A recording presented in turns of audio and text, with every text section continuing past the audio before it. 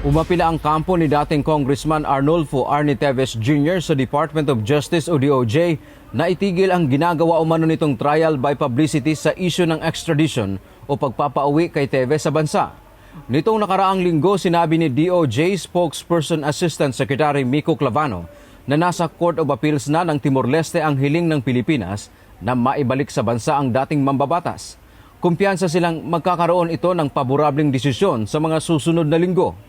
Pag nakita nila na legitimate po yung request natin, naka-attach po lahat ng dokumento, supporting documents, ay i-grant naman po talaga. Kaya confident po kami dahil lahat po ng kailangan i-attach ay na-attach. Lahat ng clarifications po ng government ng Timor-Leste ay na-address naman po ng Legal Division ng DOJ.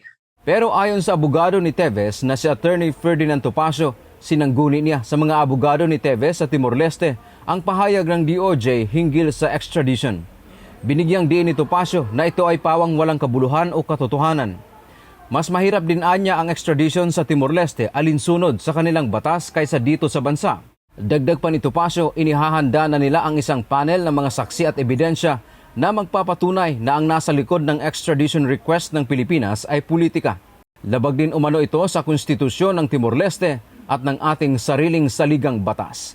Dantiamento, UNTV, News and Rescue. Diyos ang aming sandigan, serbisyo publiko ang aming pinahahalagahan.